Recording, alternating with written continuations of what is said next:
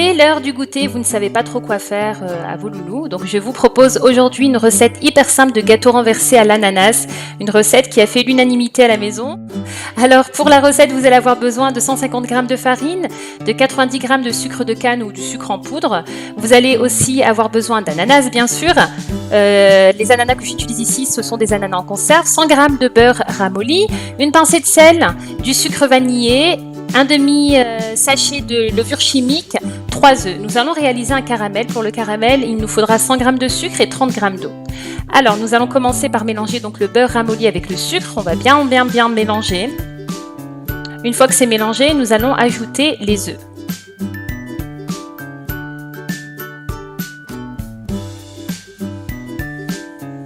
Nous allons ajouter la farine. Donc moi j'utilise un petit amuseur que j'ai trouvé chez Ikea et je trouve que le rendu est beaucoup mieux comme ça. La levure chimique, on rajoute le sucre vanillé ainsi que la pincée de sel et on mélange. Donc voici la pâte que l'on obtient. On va passer maintenant à la préparation du caramel. C'est très simple, vous allez juste mettre votre sucre, rajouter l'eau et on ne touche pas. Donc il ne faut vraiment pas toucher, on va laisser. Donc au début vous allez voir que ça va faire plein de petites bulles, mais le caramel sera vraiment prêt une fois qu'il va devenir un peu, voilà, de cette couleur-ci, couleur du caramel. Donc quand vous obtenez cette couleur, vous allez mettre ça au fond de votre plat, de votre moule plutôt. On va disposer donc nos rondelles d'ananas et ensuite on va venir disposer notre pâte au-dessus.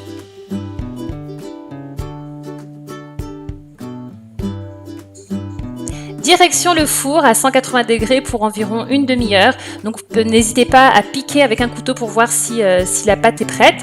Ensuite, je démoule tout de suite, dès la sortie du four, je démoule. Et voilà, on obtient un super bon gâteau. Alors, j'espère que vous n'avez pas jeté le jus d'ananas qu'il y avait dans la boîte de conserve puisque on va imbiber justement le gâteau. Et voici le rendu, un super bon gâteau les filles. Franchement, je vous le conseille si vous ne l'avez pas déjà testé. Les filles se sont régalées, mon mari aussi. Donc voilà, j'espère en tout cas que la recette vous aura plu. N'hésitez pas à liker, à partager comme d'habitude, à commenter. Et on se retrouve très bientôt pour de nouvelles aventures. Bye bye!